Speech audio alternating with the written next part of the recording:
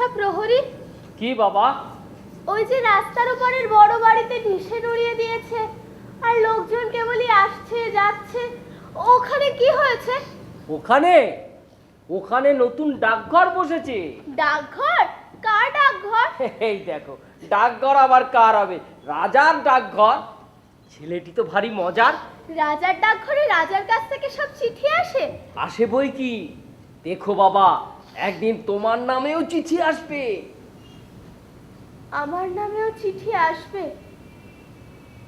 এই কি আসে? আমি যে ছেলে মানুষ। কিন্তু আমি যে ছেলে মানুষ। আরে তাতে কি, ছেলে মানুষকেও তো রাজা এই এতটুকু ছোট্ট ছোট্ট চিঠি লেখে। বেশ হবে, আমি কবে রাজার চিঠি পাবো? আমাকেও যে তিনি চিঠি লিখবেন তুমি কেমন করে জানলে? কি হলো কথা? তোর তো মুখস্থ ছিল, বল বল। আমাকেও যে তিনি চিঠি লিখবেন তুমি কেমন করে জানলে? দেখ, অমল একটা বাচ্চা ছেলে, একটু ছোটদের মতো করে বল। আমাকেও যে তিনি চিঠি লিখবেন তুমি কেমন করে জানলে? যাবো? হ্যাঁ করো। তা না হলে তোমার এই খোলা জানলাটার সামনে অত বড় একটা সোনালী রঙের নিচে নুড়িয়ে উনি ডাকঘর খুলতে যাবেন কেন? ছেলেটিকে কিন্তু আমার বেশ লাগছে। রাজার কাছ থেকে চিঠি এলে আমাকে কে এনে দেবে? কেন? রাজার যে অনেক ডাকঘর করা আছে, দেখনি? তারা সব বুকে গোল গোল সোনার তকমা পরে ঘুরে বেড়ায়। কোথায় ঘুরে তারা? ঘরে ঘরে, দেশে দেশে। এ প্রশ্ন শুনলেই হাসি পায়। বড় হলে আমি রাজার ডাকঘর করা হব। সে বাড়ি মস্ত কাজ জানো বাবা। রোদ নেই, বৃষ্টি নেই, গরিব নেই, বড় মানুষ নেই, সকলের ঘরে ঘরে চিঠি বিলি করে বেড়ানো। সে বাড়ি জবর। তুমি ওভাবে হাসছো কেন? ওই কাজটাই আমার সবচেয়ে বেশি ভালো লেগেছে। না, তোমার কাজটাও ভালো।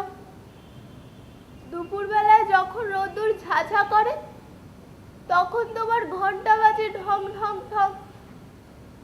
আবার এক একদিন রাতে ঘুম ভেঙে উঠে দেখি ঘরের প্রদীপটা নিভে গেছে। বাইরের কোন অন্ধকারের ভিতর থেকে ঘন্টা বাজছে। ঢং ঢং ঢং।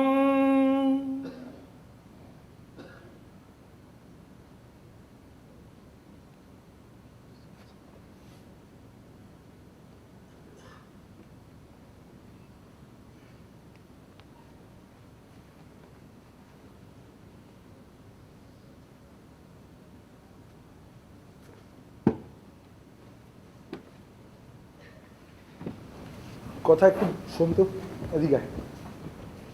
বস, আয় বস। তোর সমস্যাটা কি হচ্ছে বলতো? ঠিক আছে, তোকে আজকে রিহার্সাল করতে হবে না, কিন্তু আমার সমস্যাটা তো বল। দেখ, আমি কিন্তু আমার পিঠ বাঁচানোর জন্য রিকোয়েস্টটা করছি। হ্যাঁ, ডাকঘর আমার কাঁধে পড়েছে, আর সেখানে যদি অমল নড়ে যায় আমার কিন্তু। দাদা আমাকে বাদ দাও। মানে অমলটা আমি ঠিক করতে পারছি না। কেন? অমল একটা বাচ্চা ছেলে, ওর মতো করে এই কথাগুলো বলতে আমার এখন অসুবিধা হচ্ছে। ঠিক আছে, ভঞ্জদাকে বলছি অমলের অভিনয়টা করতে। আমি আর কি মারছি? আমিও না। এই কিছুদিন আগে সাবিত্রী এইস নাম অমল করলেন অ্যাট দ্য এজ অফ 70। কথা, অভিনয়টা বয়সের ব্যাপার নয়, অভিনয়টা দক্ষতা আর অনুভবের ব্যাপার।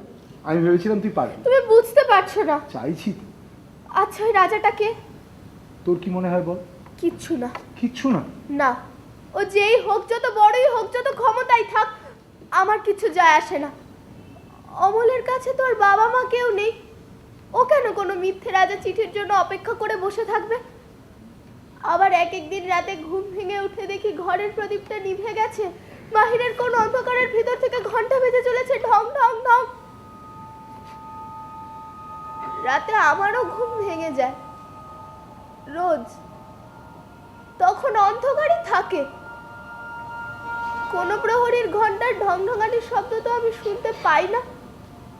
বাদিকটায় হাতে ফাঁকা জায়গাটায় বাবাকে খুঁজি রোজ। আমি যাব না, বস। কি বলছিলি বল? তুই রাজার চিঠির কথা কি বলছিলি? ঠিক 15 দিন বাদে বাদে বাবা একটা করে চিঠি লিখতো। গত 2 মাস পাইনি। জানি না বাবা এখন কোথায় আছে। হয়তো সেখানে কোনো ডাকঘরই নেই। তুইও তো চিঠির অপেক্ষাতেই আছিস। সেটা আমার বাবার। আমার বাবার চেনা হাতের লেখায়, চেনা ডাকে। বাবলাই, শেষ চিঠিটাই বাবা লিখেছিল, আমি এখন যে গাছটার নিচে বসে আছি সেটাকে এখানকার লোকেরা বুড়হানিম বলে, অথচ এর পাতা ডালগুলো একটু আমাদের চেনা নিম গাছের মতো নয়।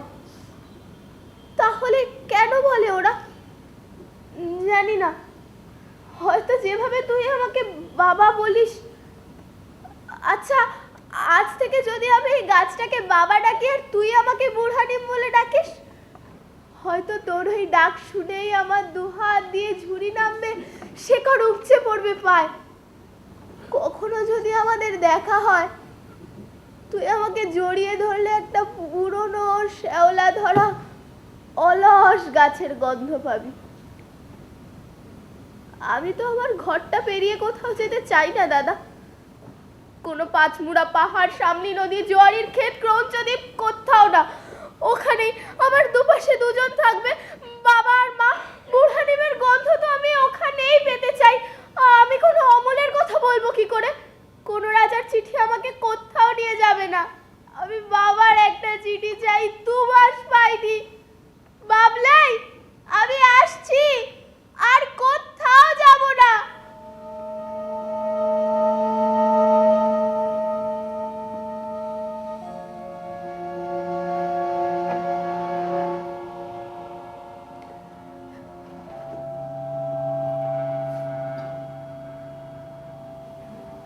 একটা রিকোয়েস্ট করব, অমলের একটা জায়গায় একটু অভিনয় করবি, তারপর আমি তো সব কথা শুনবো। আয় প্লিজ। এই ওই জায়গাটা হবে যেখানে অমল অসুস্থ, মাধব দত্ত দাঁড়িয়ে আছে আর ওই মোড়ল আসছে। আমার চোখটা দিতে।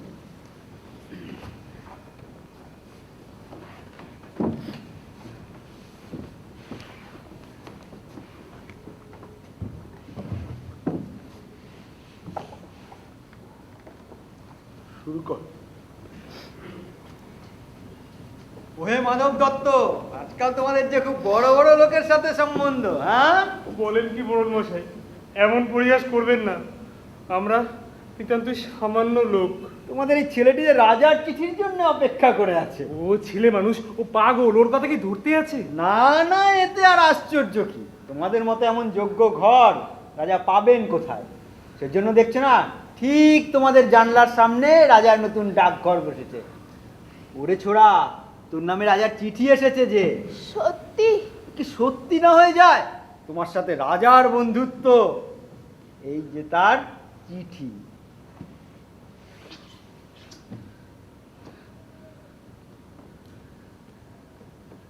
মোড়ল মশাই, আমাকে ঠাট্টা করো না।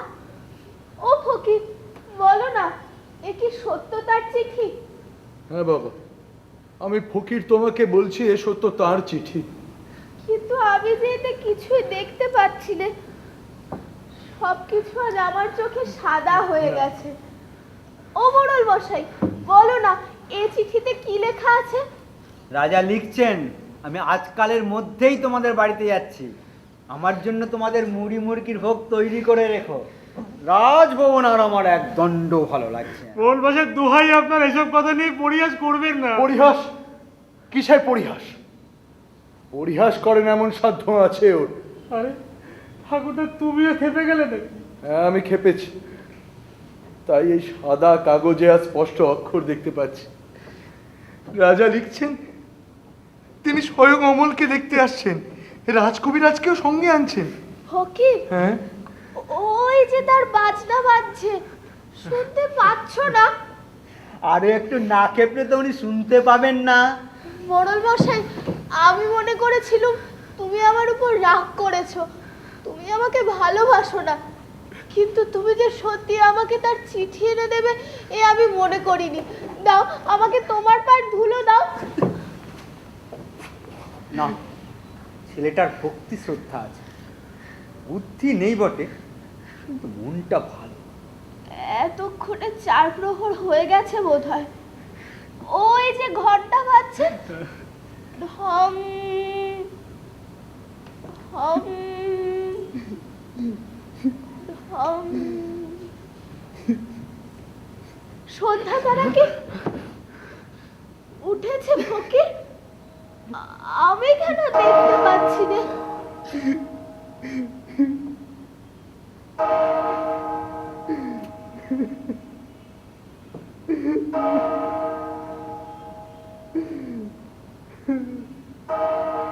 আজকে ছেড়ে দে।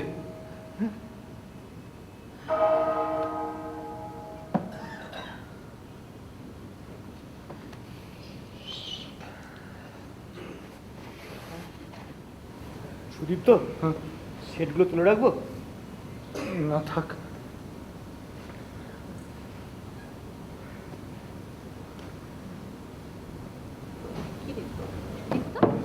কথা হলো? তুমি আজকে যাও মিত্রদি, আমি ওকে পৌঁছে দেবো। আচ্ছা আচ্ছা, কথা, রাজার যে চিঠিটা অমলের হাতে এনে দিলেন রবীন্দ্রনাথ, তাতে কি লেখা ছিল? ওটা তো একটা সাদা পাতা। কেন? ওই মোড়লটা শয়তানি। কিন্তু শেষ মোড়লিটা মোড়ল করতে পারলো না, কে করলো বলতো? কে? ঠাকুরদা অমলকে পড়ে দিল। সে যা চায়, রাজা আসবার খবর, রাজকবিরাজের খবর। ওই সাদা পাতা থেকে? হ্যাঁ, তাই তো পাতাটা সাদা রেখেছিলেন তিনি, যাতে যে কোনো অমল তার ইচ্ছে মতো পড়ে নিতে পারে তার চিঠি। চিঠিটা কিন্তু শেষ পর্যন্ত অমলেরই, সেটা যার হাত দিয়ে আসুক। জানিস কথা, প্রত্যেকটা জীবনই না এক একটা করে সাদা পাতা পড়ে নিতে হবে নিজের মতো করে। তুই পারবি না? শোন, তোকে একটা গল্প বলি। দ্বিতীয় বিশ্বযুদ্ধের কথা শুনেছিস? পড়েছি ইতিহাসে। সেই সময় না প্যারিসে ভীষণ যুদ্ধ চলছে নাৎসিদের বিরুদ্ধে। সেদিন প্যারিসের পতন হল, ভয়ঙ্কর হিটলার বাহিনী দখল নিল প্যারিস। রবীন্দ্রনাথ তখন অসুস্থ, কালিম্পংয়ে। ওদের সঙ্গে মাদামোজেল বসনিক বলে একজন ফরাসি ভদ্রমহিলা ছিলেন। প্যারিসের হেরে যাওয়ার ঘটনাটা শুনে ওরা খুব গম্ভীর। রবীন্দ্রনাথ অসুস্থ, ক্লান্ত। বসনিক রবীন্দ্রনাথের ঘরের সামনেটা এসে দাঁড়ালেন, তারপর ধীরে ডাকলেন, গুরুদেব। তারপর ওর খাটটার কাছে হাঁটু মুড়ে বসলেন, ওকে খবর দিচ্ছে আজ প্যারিসের লোকেরা ডাকঘর অভিনয় করছে। তুমি বানিয়ে বলছো? না, এতটা কল্পনা শক্তি নেই আমার। কি বললেন রবি ঠাকুর? বললেন একেই বলে পুরস্কার। কথা, প্যারিসের লোকেরা না ডাকঘর অভিনয় করেছিল ওদের মুক্তির আকাঙ্ক্ষাকে প্রকাশ করবার জন্য। হ্যাঁ, তুই, আমি, আমরা সবাই এই আটখানা হয়ে থাকা জীবনটা থেকে ছুট চাই না রে, ওই জানলাটা পেরিয়ে।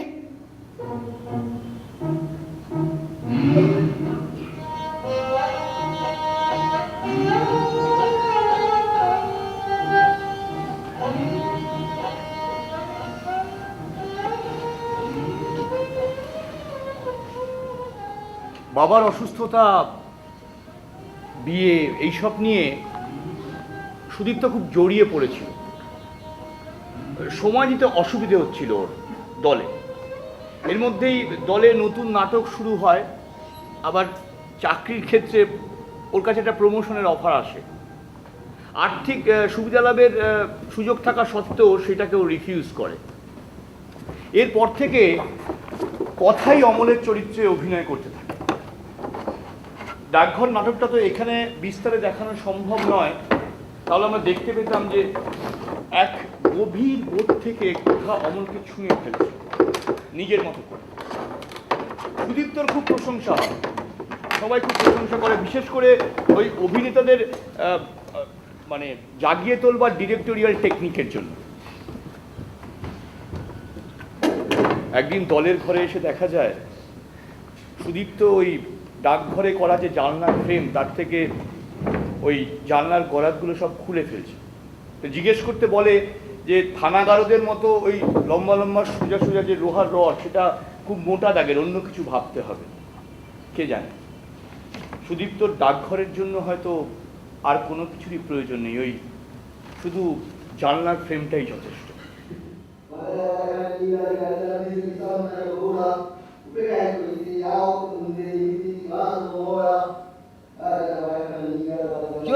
ঘুমাওনি? জাগলাম কই? মানে বসে বসে বকে চলেছো ঘুমের ঘরে? হ, দেয়ালা জায়গা কথা কইলে একলাতে পান্তারও আপনার কথা তো আপনিই শুনতে পায়। তুমি নিজের কথা শুনতে পাচ্ছ না? ঘুমাইয়া আছি, শোননের প্রশ্নই নাই। তোমার সেই নিজের প্রাণের কথা? ঘুমন্ত মানুষের প্রাণ নাই, বোঝা কানও নাই। তুমি যে ঘুমিয়েই আছো সেটা বোঝো তুমি? আমি কি চাই বুঝি? বোঝা এই পুঁথি। যদি জায়গা উঠি, আপনার কথা আপনিই বুঝি, এই পুঁথিও জায়গা উঠে। সব অক্ষর, সব শব্দ। এখন তো চোখের পরে ইজি বিজি কেবল। ও পুঁথি যদি তোমার পড়া নাই হয় কি আসে যায় ধনঞ্জয়? কইতে পারি না। মাথায় বাইনা দিছিলাম, কুমড়া লইয়া হাটে গেছিলাম। মনে হইল সেই বড় হাটে কে যে কি কয় কিছুই বোঝন যায় না। বিন্দেশি ভাষা সব গেয়ালি পাড়া। সুইটটা এসা বাদন খুললা পুঁথি খান পারি। দেখি সেইখানেও হেয়ালি সংকেত। আমি যে কোন পারে যাই। ধনঞ্জয়, তোমার ঘরে কে কে আছে? ঘরে সকলেই আছে। ঘরে যারা থাকে তারা তোমাকে পিছু ডাকেন না? ডাকে, বুঝাই ডাকে যে আমি কালা, কানে শুনি না। তাদের ডাক তাদের জন্যই সত্যি, আর আমার না শোনাটাও সত্যি। পালিয়ে বেড়াও কেন? পালাই না, পালাই না তো, খুঁজি একটা মানুষ সে পয়লা দিবা আমার এই পুঁথি খান, বেবাক সব অক্ষর। তখন তো আর ছোট লাগবো না। খোঁজো, ওটা আসলে তোমার পালিয়ে বেড়ানোর ছুতো ঘরের থেকে, তোমার নিজের থেকেও।